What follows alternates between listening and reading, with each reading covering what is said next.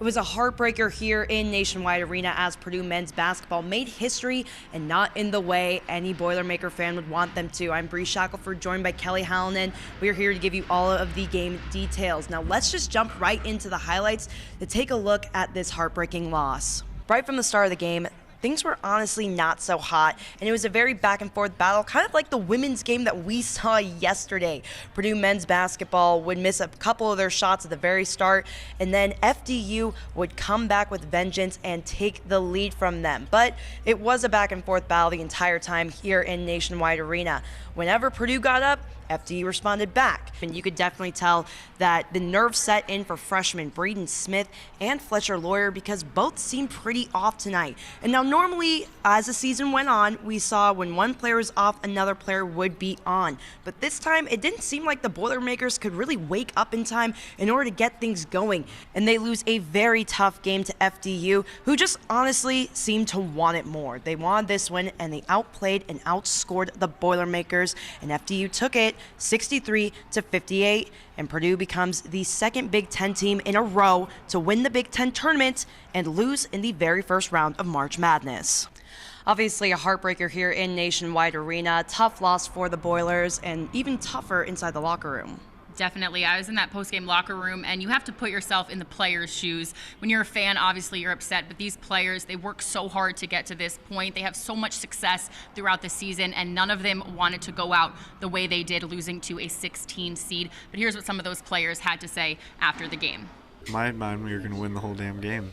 We were going to turn that corner at one point. We just never did. Just not really getting any momentum. We had I think just one little run. We got up maybe 5, but we couldn't really get our hands on the game. And they battled, and they took it possession by possession. They hit singles, as we like to call it, and they won a good basketball game. It's just definitely something we got to learn from. I mean, I don't like to make excuses and say, "Oh, I'm a freshman," like it's a learning experience type of thing. Like I've played in 30-something games here so far, so I don't like that excuse. I just got to be better at the end of the day, and when it comes to turnovers and taking care of the ball, that's what I'm here for. And when I do the opposite, it kind of screws us and puts us in a poor position. Obviously, we were a really good team this year. I mean, we probably won 85-90% of our games. And then again, obviously, we lost in the first round of the tournament to a 16 seed. But like as I mentioned before, you can't take away the season we had. Like we did really good. Obviously, we wish we would have been going toward the Final Four and competing for a national championship, but I just want to make sure my young guys on this team know and make sure that's a learning curve for them, and make sure next time, no matter who we play, if it's Kentucky, Kansas, or if it's Fairleigh Dickinson, like you got to be ready to go. It's a bad feeling. It sucks, especially since it's my last year. Now you've been catching up with players inside the locker room after this heartbreaking loss, but I have to ask a very big question, and it is about the big man. I think you know what I'm going to ask. Will he be returning next year? That question is on everybody's minds right now as they look towards the future of Purdue basketball now that this season is over. So we did ask Zach about that, and he said he hasn't made up his mind quite yet. He hasn't been trying to think about the future. He's been trying to stay present and focus on this season. But here's what he had to say, as well as his best friend on the team, Ethan Morton, about sharing the court with Zach this season. I'm hurting a lot, obviously, for everyone in here, but especially, Zach.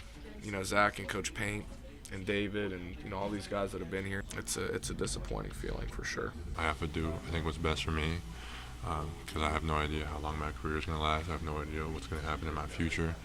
But it's tough. Like I was saying, if there was no money involved, I would come back to Purdue in a heartbeat. It would be no-brainer.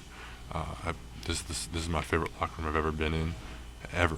Any sport I've played in, baseball, hockey, basketball, any team, high school, AAU, club team.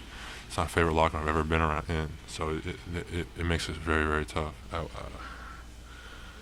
I just wish it could have ended different. So obviously a very interesting scene in that post-game locker room. All of the guys down about the loss and also wondering if they're going to have their big guy on the bench with them next season. But like David Jenkins Jr. said, it's a tough night, but you can't remember all that the Boilermakers accomplished this season. Nobody expected this from them, and it was amazing to cover, and it was an amazing run for them this season, right, Bree? Kelly, you took the words right out of my mouth, and with that being said, I don't think there's anything else that we can add. So reporting from the last time in Columbus, Bree Shackelford, Kelly Hallinan, Sports 18.